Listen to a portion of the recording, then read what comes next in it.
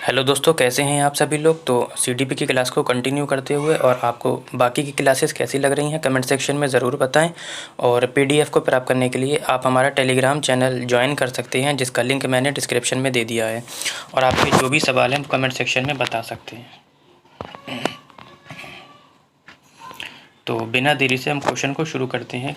हमारे कल 20 question complete हो गए थे। आज हम क्वेश्चन नंबर 21 से शुरू करते हैं। और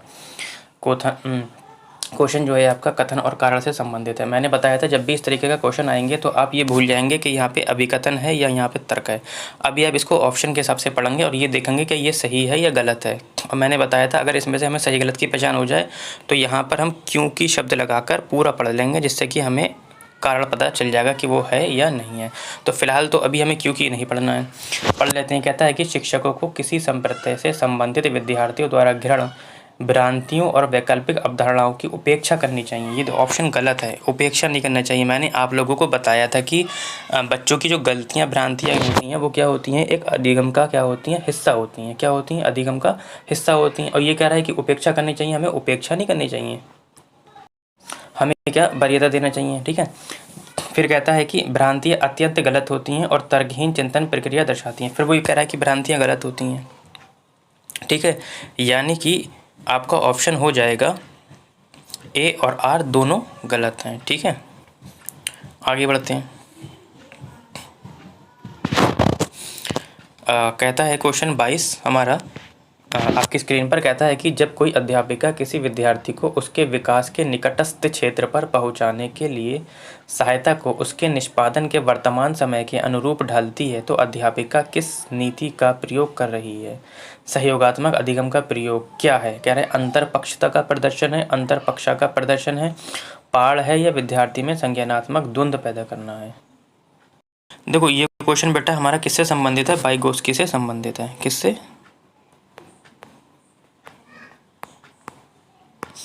वाइगोत्स्की से संबंधित है। जिन्होंने कौन सा शब्द दिया है? ये स्कैफोल्डिंग।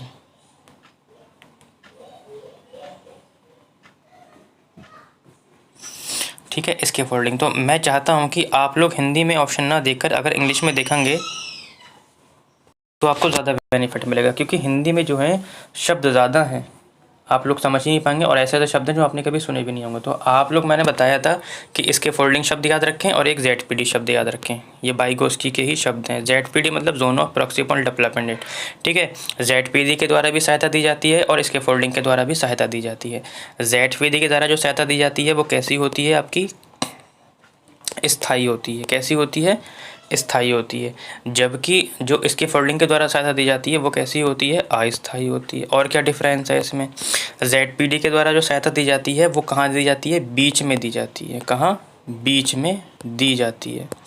जबकि इसके फोल्डिंग में जो सहायता दी जाती है वो कहाँ दी जाती है?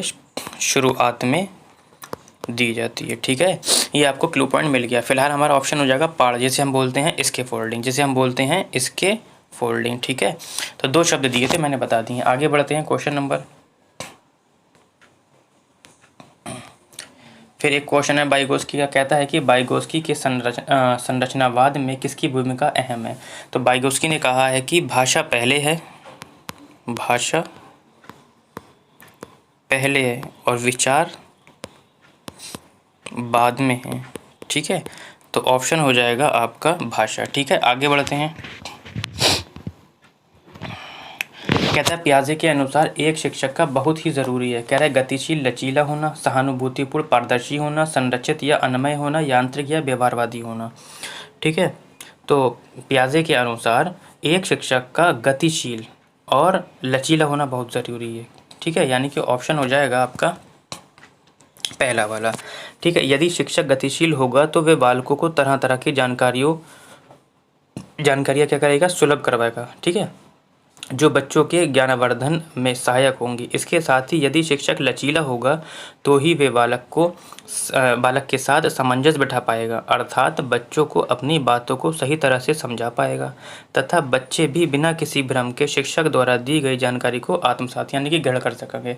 अब लचीला नहीं होगा, हर टाइम गुस्से में रहेगा तो बच्चा डरा रहेगा, भ्रम में रहेगा। अगर बच्चा को कुछ समझाया भी जाएगा तब भी वो डर के मारे नहीं सीख पाएगा। तो लचीला और गतिशील होना दोनों ज़रूरी हैं। ठीक है, पियाजे के अनुसार। आगे बढ़ते हैं क्वेश्चन नंबर 25 की ओर।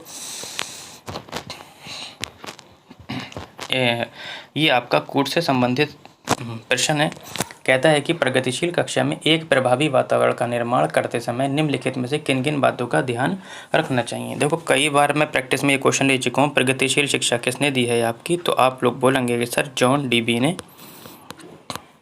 दी है। इन्होंने किस पर जोर दिया है, करके सीखने पर जोर दिया है।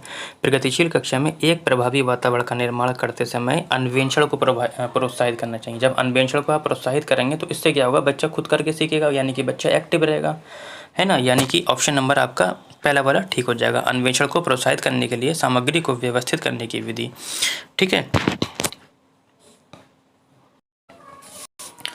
ठीक, उसके बाद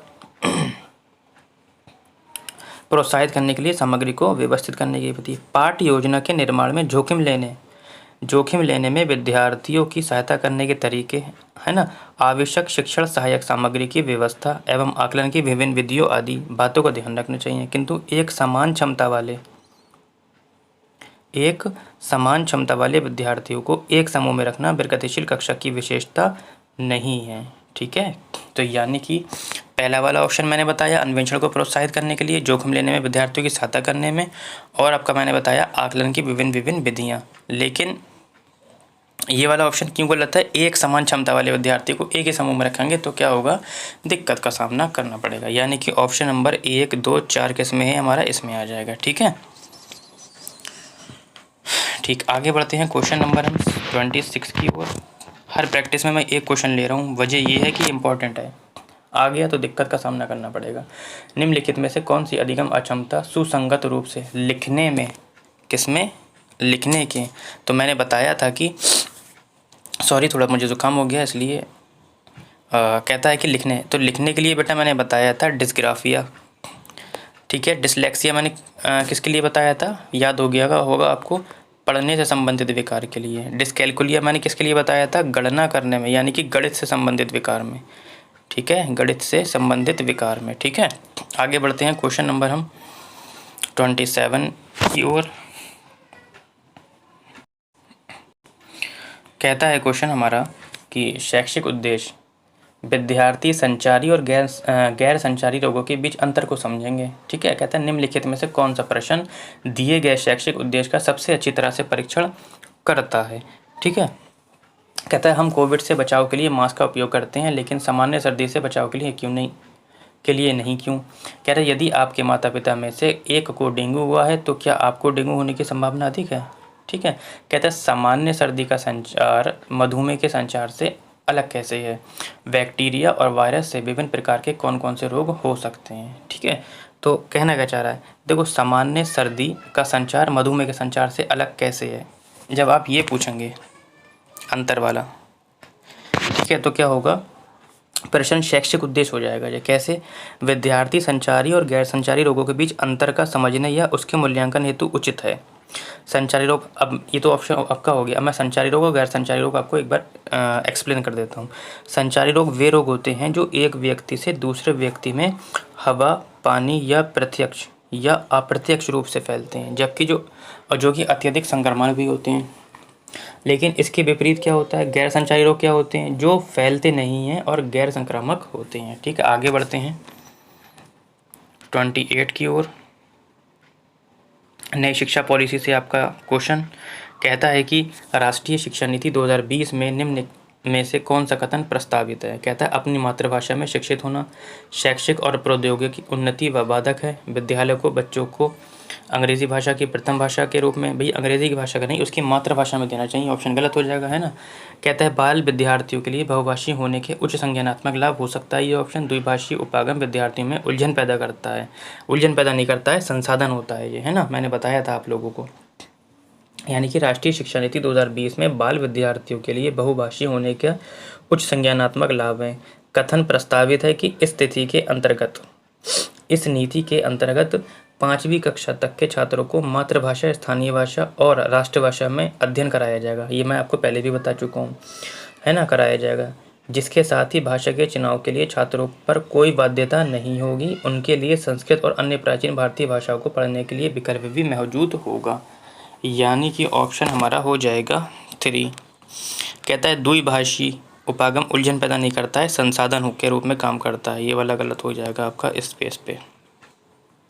कहता है विद्यार्थियों के लिए अंग्रेजी भाषा नहीं मातृभाषा न बनाना, हमें मातृभाषा या स्थानीय भाषा से स्टार्ट करना है। अपनी मातृभाषा में शिक्षित होना शैक्षिक और प्रौद्योगिक उन्नति में बाधक नहीं है।